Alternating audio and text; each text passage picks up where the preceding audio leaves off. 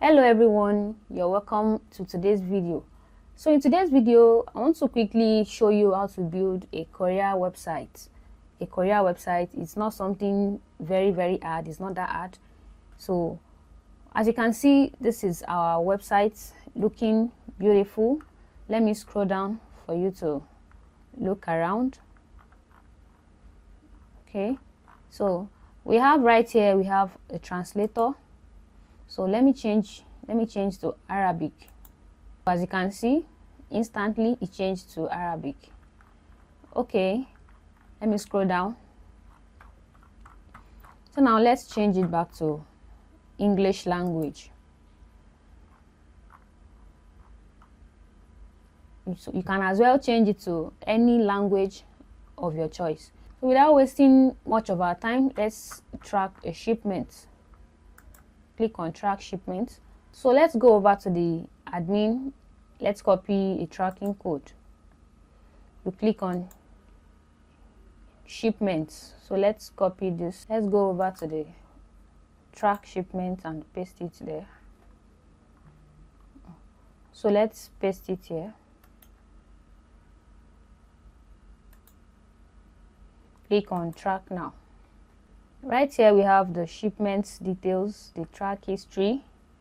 As you can see, we have the live route map. We have a map right here. Okay, let's scroll down.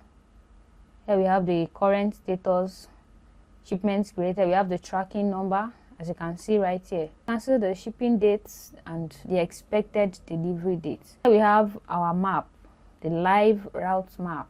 So let me show you how the map works. So let's go over to the admin. Let's create a shipment. So let's enter the sender details, email address, and the receiver's details. So let's quickly do that. So I've entered the sender details and the receiver's detail, then the package details. As you can see, I've entered everything here. So we have the shipping and logistics. Let's enter our company name. So now we have the package options. So let me turn to the light mode. Okay, I'm sure it's clearer now. So we have the package options. So we have the insured package, then we can call it fragile content. Okay, so we click on create shipment. Shipment created successfully, and both the sender and the receiver are going to receive an email notification instantly. So let's copy the tracking number. So let's go over to the tracking page and track this shipment. So we paste it here. You click on track now. So as you can see, we have the shipment details, we have the tracking history and the tracking number and all of that. So let's go and update this shipment. So let's update the tracking. Let's select the status. Let's say in transit, then the current location. So I've entered the current location, the date, the time, and the description. Package arrives in Spain. So you can also choose file. You can choose image proof. So, but it is optional, as you can see. Then you click on add tracking update.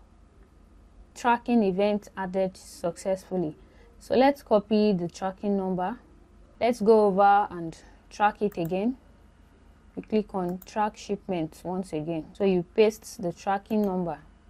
Click on track now. So as you can see, we have the shipment details here, and look at the map. It has gone from Nigeria to Spain. As you can see, the map is working perfectly well. And look at the tracking history. Shipment information received and created. In transit, package arrives in Spain. Is working very well, working perfectly. So let's go ahead and change the status of the shipment. So let's change it again. As you can see, update tracking. So let's select another status. We have different kind of status here, as you can see. So let's leave it in transit. Let's enter our current location, then the date, So let's click on add tracking updates. As you can see, tracking event added successfully. So let's track it again. Let's copy the tracking number. Let's go ahead and track the shipment. So let's paste our tracking number. Click on track now. This is our shipment details. In transit, package arrives in France. Shipments created, as you can see. Look at the date and time. It has moved to France. You can see how the map is working. So if you want the scripts, send a DM on Telegram, on WhatsApp, so you can get the script. So let me show you how to build this kind of website. So let's get started. So for you to create this kind of website, you must have gotten your domain and hosting. After getting your domain and hosting, you'll be given a cPanel login. So for me, I got my domain and hosting from HostGrid. So you can patronize them, go to their website. As you can see, you choose any of their plans you want. You can as well get from other hosting company, but I recommend HostGrid. After you've purchased your domain and hosting, you'll be given a cPanel login. So you log into your cPanel. From your cPanel, you go to File Manager. From your File Manager, you go to public_HTML. From there, you click on Upload. So let's select the file. You wait for this bar to turn green before you click on Go Back. So without wasting much of our time, let's go over to our cPanel. Let's create database. So you go to Databases. You click on Database Wizard. Next step. So you enter the username. Let me use the same name I use in creating the database. So you enter your password. Enter your password again. You click on Create User. As you can see, you have successfully created a database. So you have to click on All Privileges. Accept all privileges. Then you click on Make Changes. So now let's click on Go Back. As you can see, this is our script right here. So let's right click on it. You click on Extract. Extract files. Click on Close. Right here, we need to connect our database to the script. We have to click on our .env file. So let's right click on it. You click on Edit.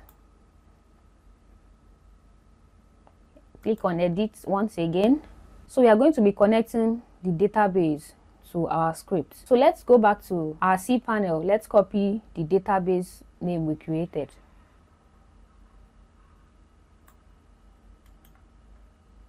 So you paste it here. Since we use the same name for the database and the username, so we are pasting the same thing. Let me enter a password. After you've done that, you click on Save Changes. Okay, let's go back to our file manager. Let's download our SQL file. So this is our SQL file. You right click on it, then you click on Download.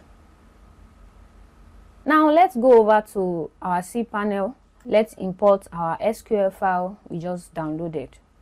So you scroll down, you go to phpMyAdmin. You click on phpMyAdmin.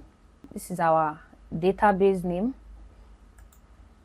You click on it, you click on Import. Let's import our SQL file.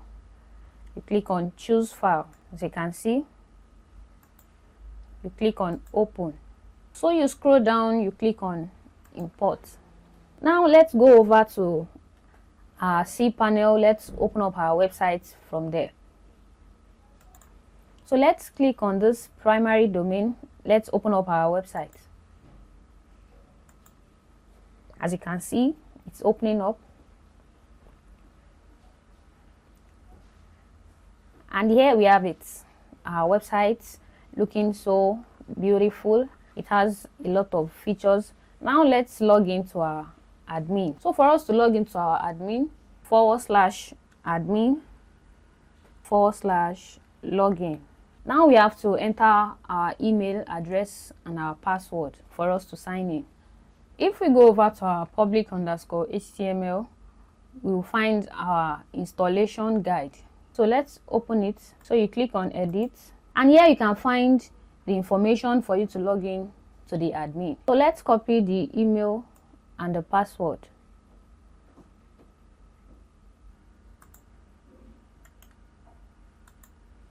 So let's click on sign in.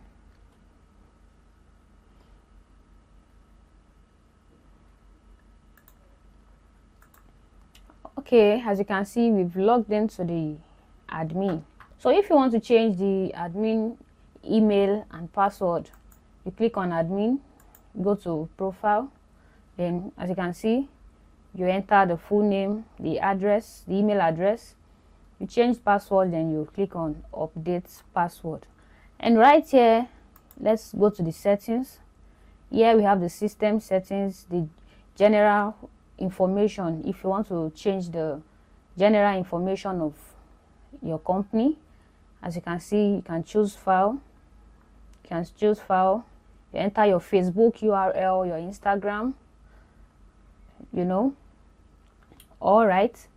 And for our email and SMTP configuration, for you to receive email notification, you have to set everything here to the right information. Okay, so for us to do that, let's go over to our cPanel.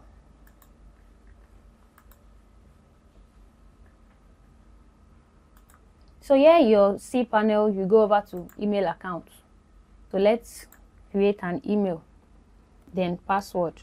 So let's click on connect devices. As you can see, these are the informations we'll be needing for the email. Okay, we have the username, password, incoming server, and outgoing. So the username is the email address. Let's copy that. You go back here, you paste it, the SMTP username. So let's go over and copy the outgoing server. So let's copy that. Our outgoing server will be our SMTP host. And for our SMTP port, it will be at 465. Just leave it at 465. And for our SMTP password, you enter the password you use when creating your email. And for the from name, that will be your company name. And you scroll down, you click on Save Settings. As you can see, settings updated successfully. So if you want to purchase this script, I'll leave my contacts in the description of this video. So you shoot me a DM so you can get the script. If you love this video, kindly give it a thumbs up. And if you are new to my channel, kindly subscribe and turn on your notification so you don't miss the next video. Thanks for watching. Bye for now.